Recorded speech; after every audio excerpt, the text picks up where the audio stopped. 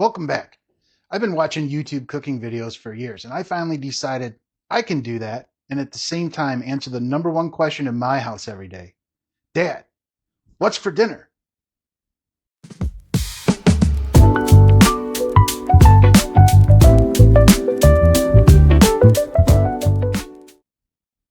Hey everybody, thanks for tuning in. Today for dinner we're going to make braised short ribs with pappardelle pasta. Um, this is going to be one that is really fancy but easy to make. The only thing is you have to have lots of time to do it. This is usually a weekend meal for me because you need about 3 hours of braising time in the oven. There are other recipes out there you can find in a crock pot or an instant pot, but this meal, I like to just take it slow and do it the traditional way. So for this meal, I've got about a pound and a half to 2 pounds um, of short ribs. We're going to use a little olive oil, a 28-ounce can of crushed tomatoes, a little salt and pepper, some half of an onion that I've chopped up, 2 carrots and a rib of celery that's been chopped up. We'll use 2 cloves of garlic, some tomato paste, about 2 cups of a dry red wine. I've got a Cabernet Sauvignon here. Then we're going to use some thyme, a bay leaf, and then we've got our pappardelle pasta. So we're going to go ahead and get some oil in the pot, get that going, and we're going to begin by browning our ribs. So I'll bring you back when we're ready to go. Okay, so let's start out by getting a little bit of olive oil here in our pan while that's heating up, just about 2 tablespoons. And then we want to come in here and we want to salt and pepper all sides of our short ribs.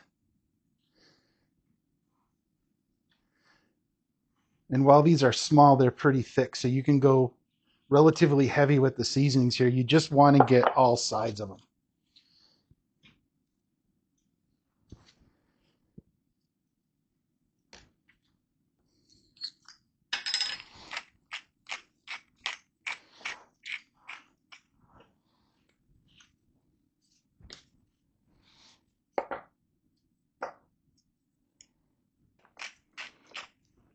Okay, and then there's enough here just in the pan that I'll get the remaining sides of these for pepper.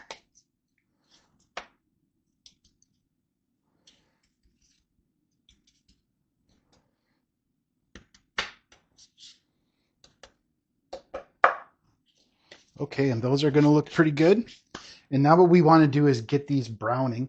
So it'll be about maybe 45 seconds to a minute per side. The big thing you want to do here is make sure that you don't overcrowd the pan. So we may have to do this in a couple of batches. We'll just see how these lay out here.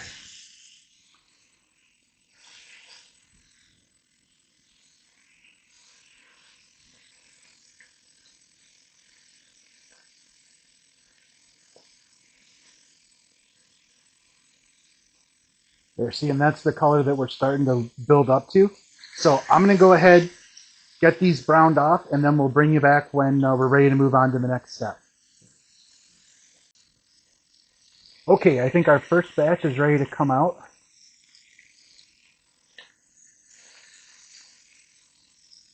Got some nice color on these.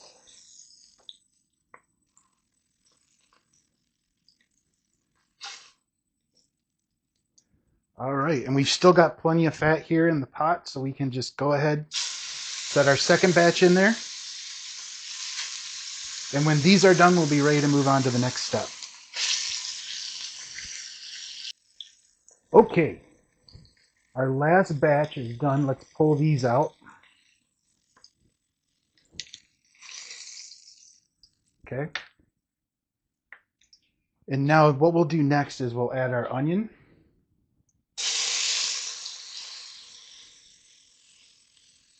And our carrot and our celery.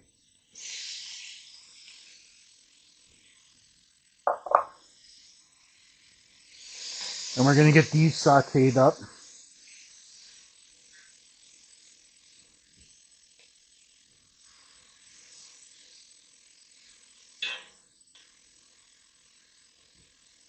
We'll give these just a minute and then we'll come back. Okay, the carrots and celery have a pretty good start on them. Let's add the 2 cloves of garlic here.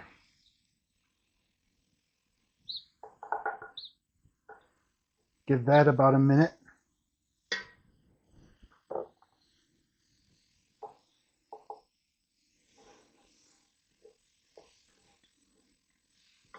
Oh, that smells great.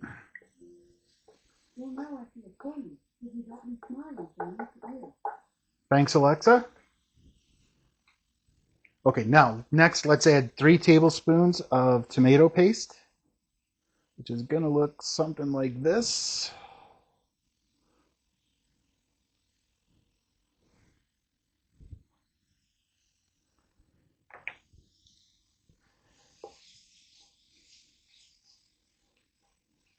Okay, and we'll get that incorporated and brought back to life.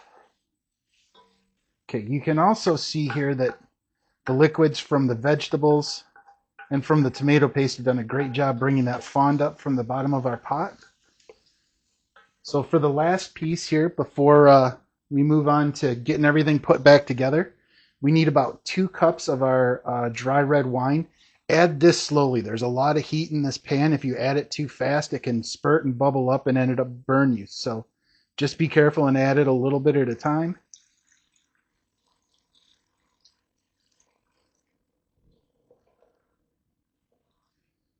Excellent.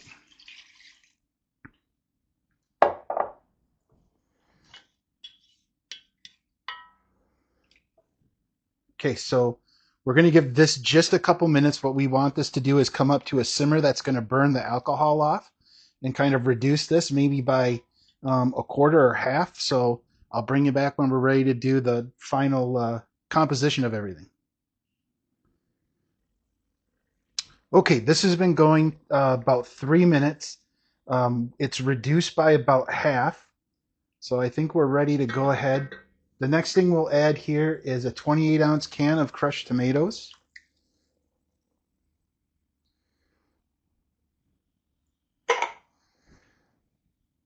So we'll get this in.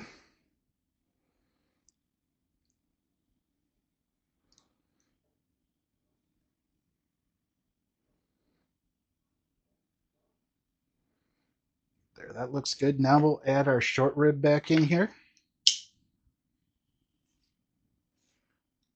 And I like to put them just however they fit, so they're mostly covered by the liquid.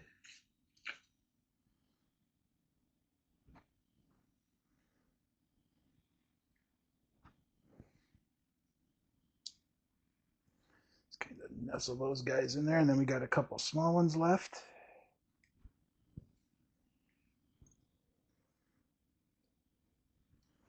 Okay. Then we can add our thyme and our bay leaf. I'm going to give this just a little more liquid. Okay.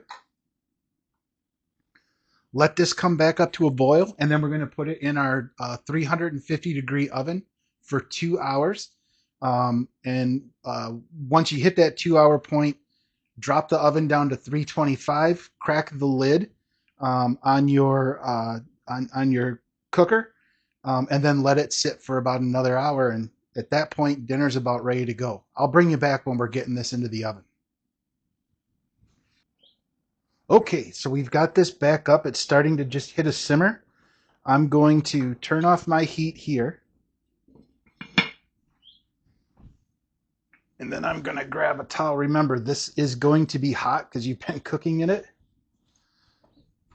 Go ahead and open my oven up. And in it goes. Top on for 2 hours. We'll bring you back when that's passed. All right, this has been going right around 2 hours, so let's see where we're at here. Oh, looking good and smelling even better.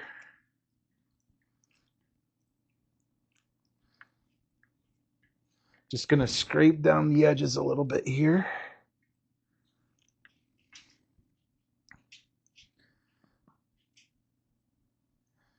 Bay leaf, there's our time. Okay, so now what we're going to do is we're going to drop the temperature in the oven.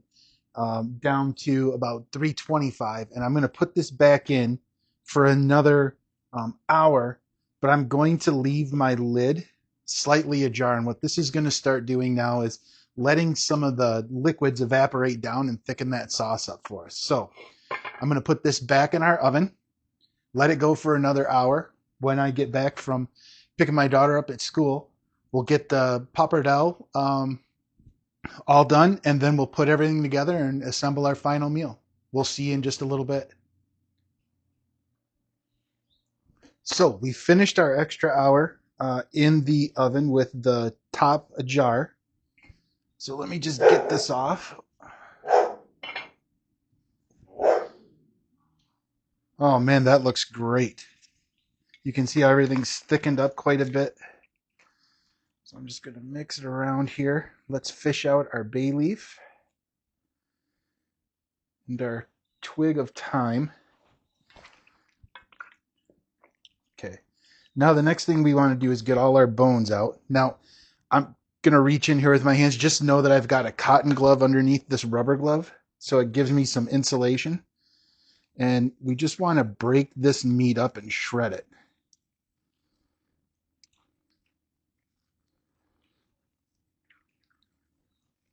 Just like that. Then find the next one. There's the bone.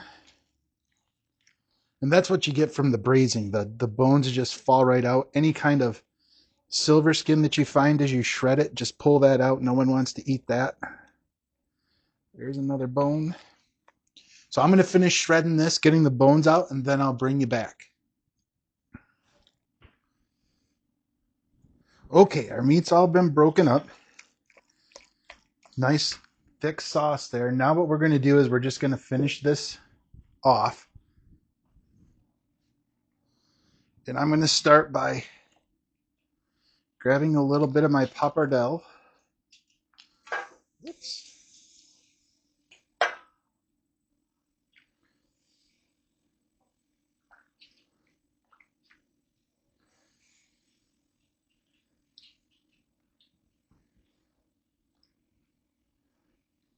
Okay.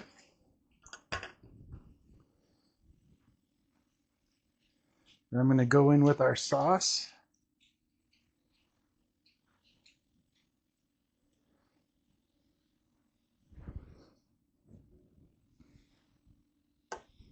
And I'm going to take a little bit of this pasta water just to thin things out a bit.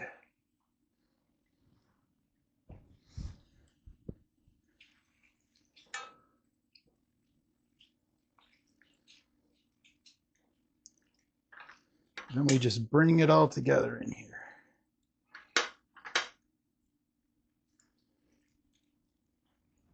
Okay, then just collect up a little nest of your noodles.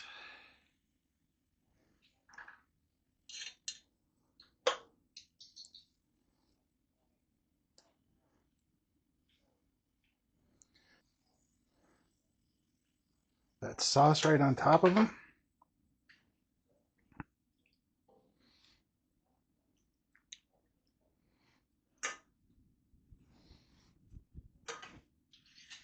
Get this guy out of the way. A little fresh grated Parmesan on top of that.